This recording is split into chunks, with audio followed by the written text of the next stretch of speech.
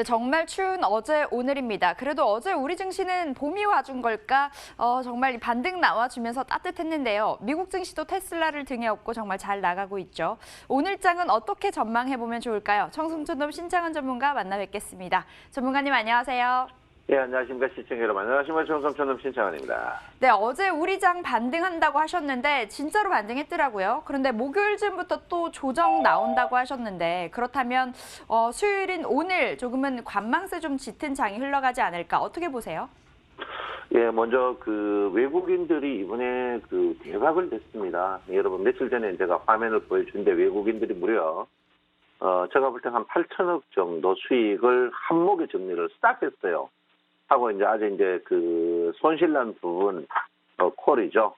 이제 30억 정도만 있습니다. 이거 보시면 여러분 눈에 진짜 환하게 보일 거예요. 그런데 이제 외국인들이 파생해서 액션을 풋 해가지고 대박을 내고 정리를 싹 했습니다. 해가지고 했는데 앞으로 이 방향은 외국인들의 파생 방향을 해야 되지 않나 이렇게 저는 생각을 하고 있습니다. 그래서 외국인의 파생 방향을 확인하고 해야 된다 이렇게 볼 수 있습니다. 지금 그 파생 평균 가격을 한번 볼 필요가 있습니다. 파생 평균 가격이 294입니다. 파생 평균 가격이 294인데요. 예, 파생 평균 가격이 294라는 것이 어디에 있느냐를 한번 볼 필요가 있습니다.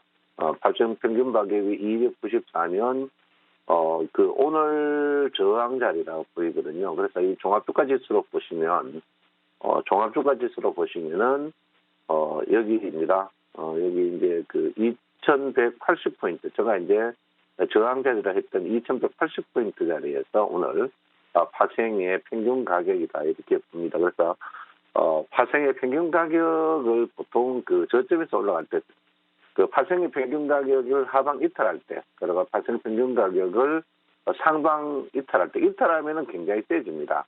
이탈하면 굉장히 세지지만 이탈하기 전에는 이 파생의 평균 가격이 굉장히 저항이거든요. 저번에 이제 파생의 평균 가격이 307이었을 때 여러분 보다시피 292 아래까지 있었거든요. 아래에 있으면서 이제 이 파생 평균 가격을 하방 이탈하면서 주가가 침체했는데 제가 61일평 다이더라도 해야 된다 이렇게 해야 하는데 어쨌든 파생 평균 가격 오늘 280에서 90 이 자리가 굉장히 큰 저항 자리라는 것을 여러분 아시고 오늘 거기에 11일평까지 제가 드린다고 했는데 11일평 기준선 이 자리가 저항 자리다 이렇게 저는 생각하고 있으니까 여러분 거기에 맞추셔서 액션 취하면 됩니다. 네, 제가 아침에 그 매월이라든지 매일 그리고 매주 아침에 추천하는 것을 노트에 한 개 적어가지고 확인해 보면 어떻게 신뢰도가 있다는 걸 여러분께서 아실 거다 이렇게 제가 볼 수 있습니다. 그래서 오늘은 여러분 그 11일평 다인 자리 그리고 파생이 다 있는 자리 2180에서 2190 이 자리가 평균 가격에서 강력한 저항이다 이렇게 볼 수 있습니다. 자, 우리 MTN 시청자 여러분이라 아시라면 앞에 구름이 붉으면 61일평 아래 가면 무조건 산다. 제가 월요일 날 출근하면서 분명히 얘기했습니다. 제가 이제 MTN 첫 그 방송할 때 이걸 가르쳐 줬어요. 60일 지지와 저항이다 이렇게 했는데 일단 붉은 구름이면 61일평 위로 올라가고 검은 구름이면 61일평 저항이다 이렇게 이야기했습니다. 그래서 제가 이제 분명히 했습니다. 61일평 하방 이탈하더라도 붉은 구름이면 주식은 60일까지 터치한다 이렇게 이야기했는데요. 여러분 이래도 일목균형표를 안 배우실 분 요즘에 하루에 MTN에서 한 50분 정도가 하루 50분 정도 이제 그 일목균형표 파일을 찾아가고 있습니다. 그래서 일목균형표 파일 필요하신 분들은 우리 MTN으로 연락 주시면 제가 꼭꼭 보내드리고 혹시 못 받으신 분 있으면 다시 보내드립니다. 이렇게 봅니다. 그리고 엘리어트 파동도 지금 무료로 다 드리고 있으니까 많이 신청해 주시고요.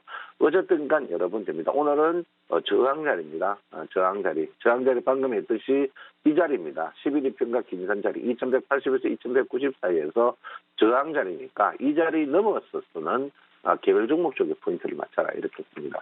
자, 코스닥입니다. 코스닥은 제가 볼 때는 21일평이에요. 21일평 자리에 670포인트에서 저항을 강력히 받을 걸로 저는 예상을 하고 있습니다.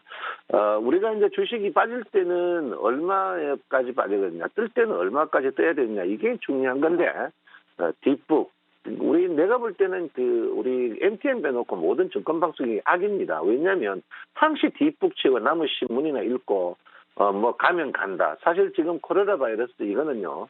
쉽게 뭐 주가 오르니까 거기에 맞춰가지고 코에 닮은 코골이 기도 있는데 이거는 경제적인 파급 효과, 특히 중국과 우리나라 자체는 치명상이다. 저는 그렇게 생각하고 있습니다. 특히 우리나라 같이 반도 국가는 제가 볼 때는 휴유증이 앞으로 사스하고도 비교 안 될 만큼 굉장히 타격이 크다. 이렇게 저는 생각하고 있습니다. 여러분 거기에 맞추셔서 냉철하게 생각이 좀 필요하지 않나 이렇게 저는 생각을 하고 있습니다. 자, 지금 보시면 우리나라 증시가 조금 다른 나라 증시에 비해서 크게 떴지 않은데도 지금 보시면 코스피가 13% 정도 고평가고요. 코스닥도 17% 고평가입니다. 여러분 저번에 고평가 때 어떻게 당했는지 아시죠?